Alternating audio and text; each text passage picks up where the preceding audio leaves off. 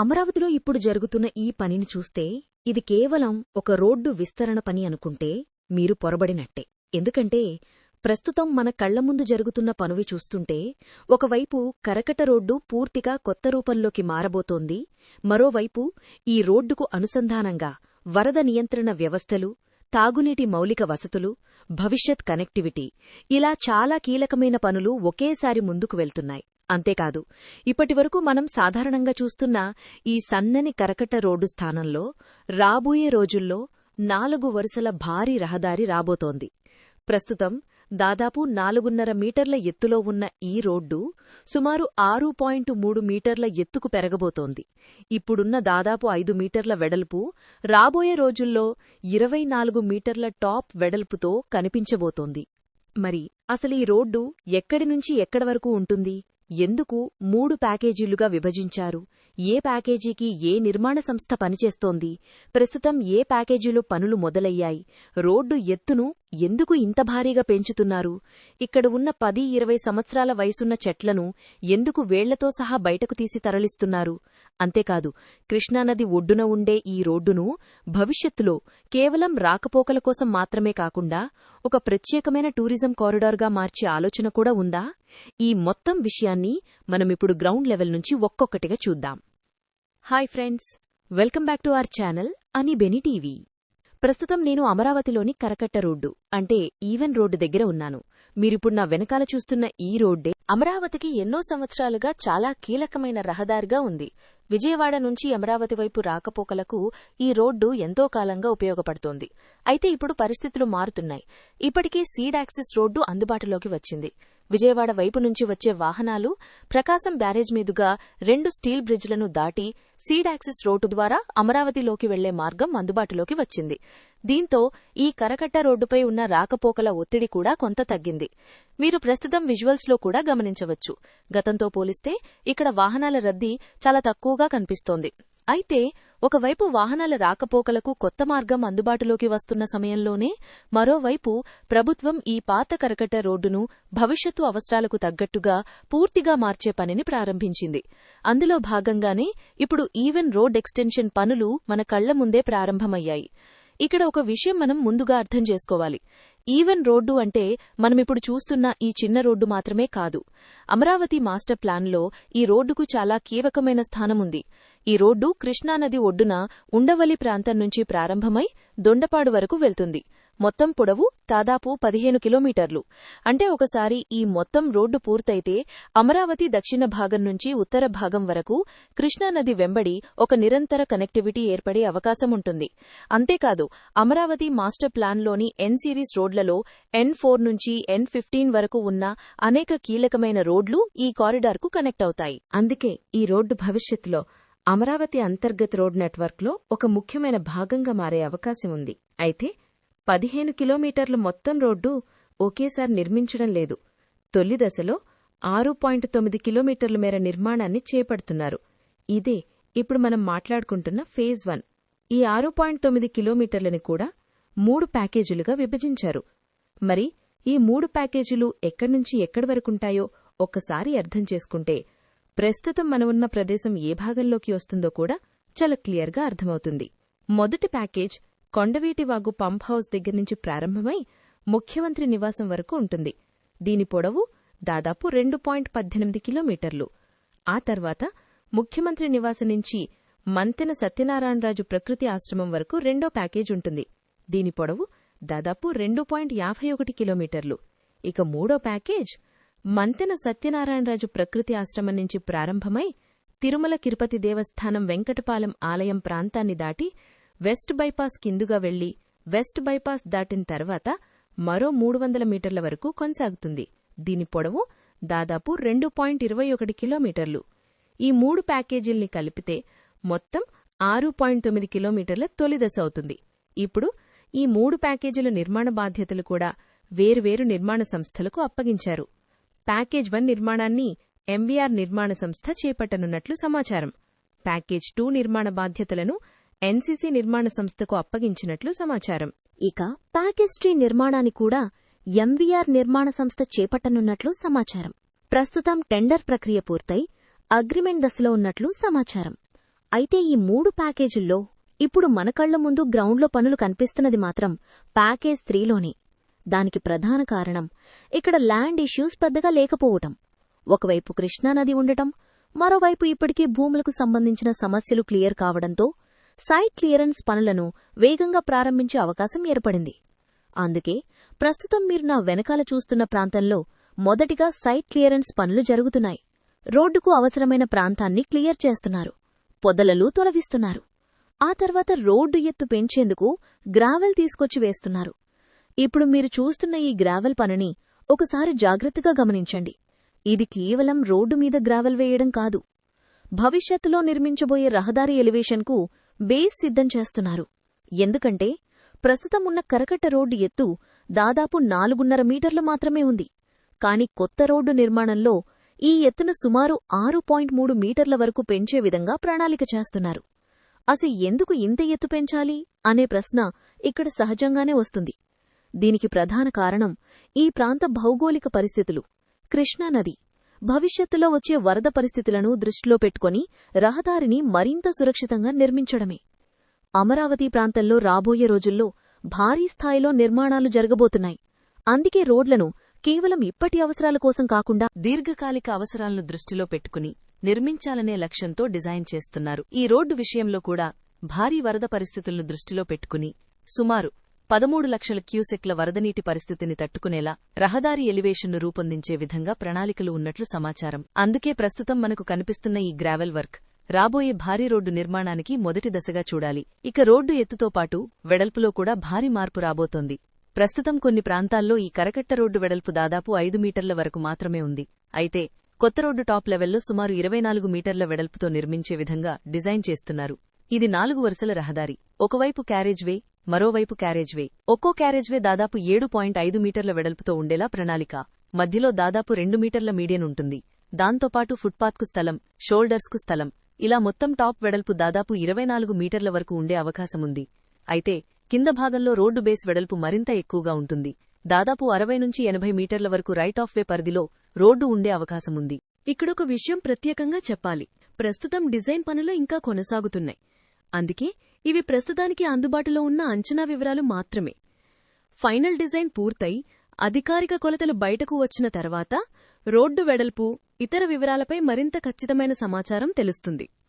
అయితే ఈ డిజైన్ను ఒకసారి మనం ఊహించుకుంటే, ఇప్పుడు మనం చూస్తున్న ఈ సన్నని కరకట్ట రోడ్డు స్థానంలో 4 వరుసల భారీ రహదారి, మధ్యలో మీడియన్, సెంట్రల్ లైటింగ్, రెండు వైపులా స్లోపులు, ఫుట్పాత్, ప్లాంటేషన్, ఇలా ఒక పూర్తిస్థాయి ఆధునిక రహదారి రూపుదిద్దుకోబోతోంది. ఇక్కడే మరో ఆసక్తికరమైన విషయం మనకు కనిపిస్తుంది. రోడ్డు విస్తరణ కోసం ఇక్కడున్న చెట్ల పరిస్థితి ఏంటి? ఈ చెట్లను పూర్తిగా తొలగిస్తున్నారా, లేదా వీటికేదైనా ప్రత్యామ్నాయముందా? మీరిప్పుడు చూస్తున్న ఈ విజువల్ను ఒకసారి గమనించండి. ఇది చిన్న మొక్క కాదు, ఇది 10 నుంచి 20 సంవత్సరాలుగా పెరిగిన భారీ వేప చెట్టు. రోడ్డు నిర్మాణానికి ఈ చెట్టు అడ్డుగా వస్తున్నప్పటికీ దాన్ని అక్కడే నరికివేయకుండా వేళ్లతో సహా బయటకు తీసే ప్రక్రియ చేపడుతున్నారు. ముందుగా చెట్టు చుట్టూ ఉన్న మట్టిని తొలగిస్తున్నారు. ప్రొక్లైనర్ సహాయంతో చెట్టు కింద భాగంలో ఉన్న మట్టిని జాగ్రత్తగా తొలగిస్తున్నారు. చెట్టుకు ఉన్న కొన్ని కొమ్మలను కూడా తగ్గిస్తున్నారు. ఆ తర్వాత వేళ్లతో సహా చెట్టును బయటకు తీసి కింద భాగాన్ని గోన సంచులతో కట్టేస్తున్నారు.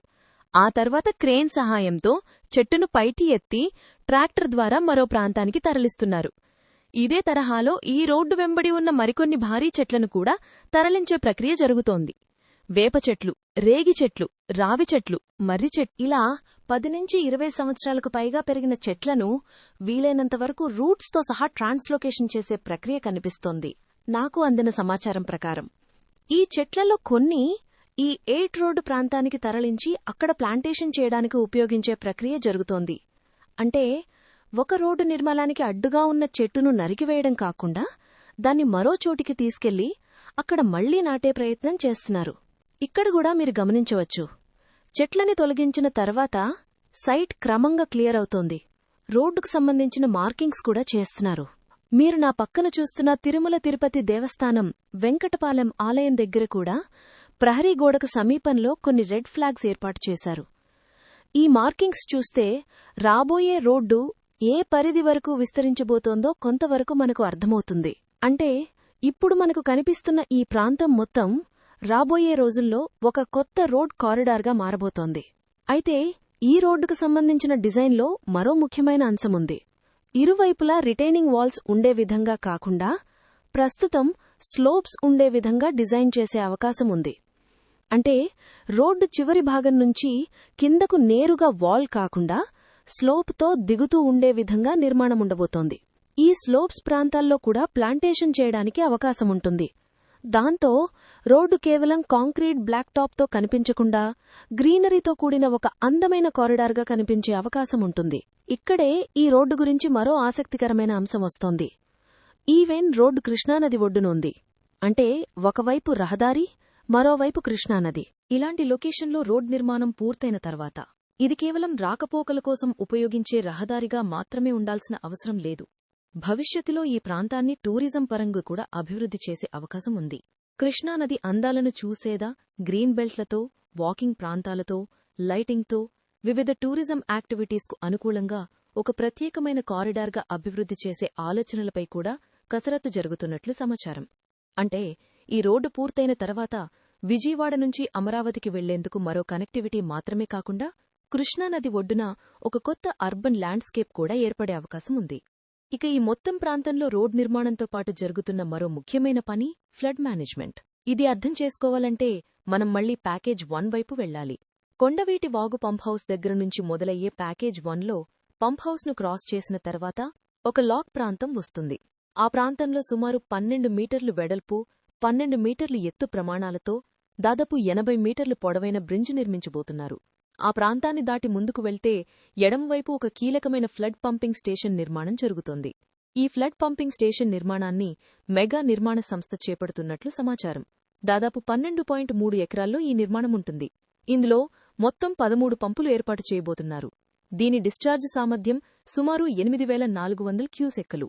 అంటే ఈ ప్రాంతంలో రోడ్ నిర్మాణం ఒక్కటే జరగడం లేదు, వరద నీటిని సమర్థంగా నిర్వహించేందుకు అవసరమైన మౌలిక వసతులు కూడా అదే సమయంలో అభివృద్ధి చెందుతున్నాయి. ఇదే సమయంలో ఈవెన్ రోడ్డు మరోవైపున అమరావతి భవిష్యత్ తాగునీటి అవసరాలకు సంబంధించిన కీలకమైన నిర్మాణం కూడా జరుగుతోంది. అది ఇంటేక్ కెనాల్. మంతెన సత్యనారాయణరాజు ప్రకృతి ఆశ్రమం తర్వాత మనకు కుడివైపు కనిపించే ఈ ప్రాంతంలో కృష్ణానది నుంచి భవిష్యత్తులో అమరావతికి తాగునీరు అందించే వ్యవస్థలో భాగంగా ఇంటేక్ కెనాల్ నిర్మిస్తున్నారు. ఇక్కడ 2 ఇంటేక్ వెల్స్ నిర్మాణం జరుగుతోంది. కృష్ణానది నుంచి రా వాటర్ను తీసుకుని ఈ ఇంటేక్ కెనాల్ ద్వారా కృష్ణాయపాలెం ప్రాంతంలో ఏర్పాటు చేస్తున్న వాటర్ ట్రీట్మెంట్ ప్లాంటుకు తరలిస్తారు. అక్కడ నీటిని శుద్ధి చేసిన తర్వాత డిస్ట్రిబ్యూషన్ వ్యవస్థ ద్వారా అమరావతి రాజధాని ప్రాంతానికి తాగునీటిని సరఫరా చేయాలని ప్రణాళిక ఉంది.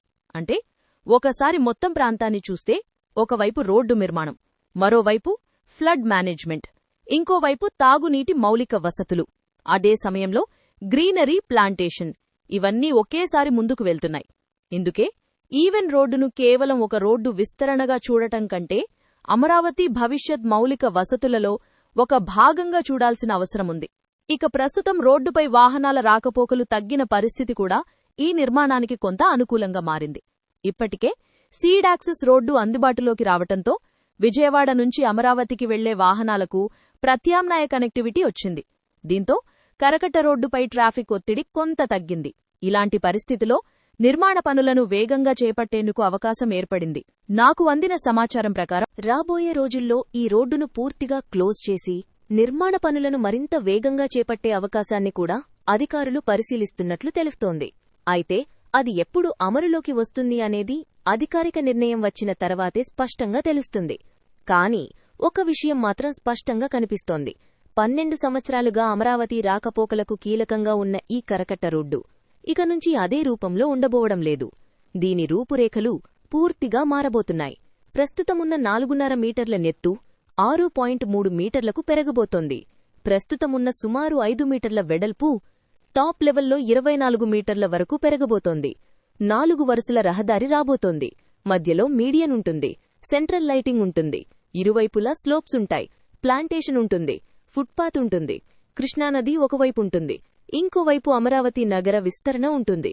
అంటే ఇప్పటి కరకట్ట రోడ్డు రేపటి అమరావతిలో పూర్తిగా కొత్త రూపంలో కనిపించబోతోంది. ఇంకా ముఖ్యంగా ఈ తొలి దశలోనే 6.9 కిలోమీటర్ల రోడ్డు నిర్మాణం జరుగుతోంది. ఇది పూర్తయిన తర్వాత మిగిలిన ప్రాంతాల్లో కూడా పనులు ముందుకు వెళ్తే ఉండవల్లి నుంచి దొండపాడు వరకు 15 కిలోమీటర్ల ఈవెన్ రోడ్ పూర్తిస్థాయిలో అభివృద్ధి చెందే అవకాశముంటుంది. అప్పుడు ఈ రోడ్డు అమరావతిలోని అనేక ప్రాంతాలను ఒకదానితో ఒకటి కనెక్ట్ చేసే కీలకమైన కారిడార్గా మారవచ్చు. ఇప్పుడైతే మనం చూస్తున్నది సైట్ క్లియరెన్స్, గ్రావెల్ పనులు, చెట్ల ట్రాన్స్లోకేషన్, మార్కింగ్స్, రోడ్ ఎలివేషన్ పనులు.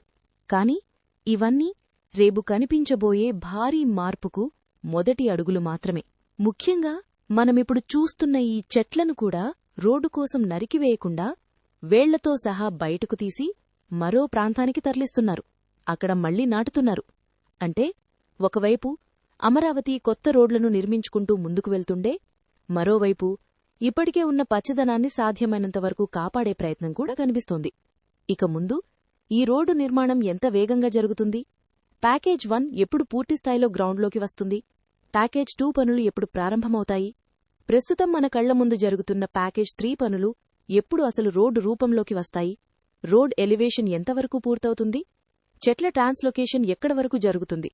మరియు అన్నింటికంటే ముఖ్యంగా కృష్ణా నది ఒడ్డున నిర్మిస్తున్న ఈ రోడ్డు భవిష్యత్తులో ఎలాంటి టూరిజం రూపాన్ని సంతరించుకోబోతోంది? ఇవన్నీ మనమికపై కూడా గ్రౌండ్ లెవెల్ నుంచి మీకు ఎప్పటికప్పుడు చూపిస్తూనే ఉంటాం. ఎందుకంటే ఇప్పుడు మనం చూస్తున్న ఈవెన్ రోడ్ రేపటి అమరావతిలో ఇదే రూపంలో ఉండదు. ఇప్పుడొక చిన్న కరకట్ట రోడ్డుగా కనిపిస్తున్న ఈ మార్గం రాబోయే రోజుల్లో 4 వరుసల భారీ రహదారిగా మారబోతోంది. కృష్ణానది ఒడ్డున గ్రీనరీ మధ్యలో లైటింగ్తో, ఫుట్పాత్తో, కొత్త కనెక్టివిటీతో అమరావతి భవిష్యత్ రూపంలో మరో కీలకమైన కారిడార్గా నిలిచే అవకాశం ఉంది. ఇప్పుడు మీరు చెప్పండి, ఈ రోడ్ పూర్తయిన తరువాత ఈ ప్రాంతం ఎలా కనిపిస్తుందో? మీ ఊహలో ఎలా ఉంది? మీ అభిప్రాయాన్ని కింద కామెంట్ చేయండి. ఇలాంటి అమరావతి నిర్మాణ అప్డేట్స్ను ఎప్పటికప్పుడు గ్రౌండ్ లెవెల్ నుంచి చూడాలంటే మన ఛానల్ను సబ్స్క్రైబ్ చేయండి. వీడియో నచ్చితే ఒక లైక్ చేయండి. మళ్లీ అమరావతిలో మరో కీలకమైన నిర్మాణ అప్డేట్తో కలుద్దాం. Thank you for watching. జై హింద్.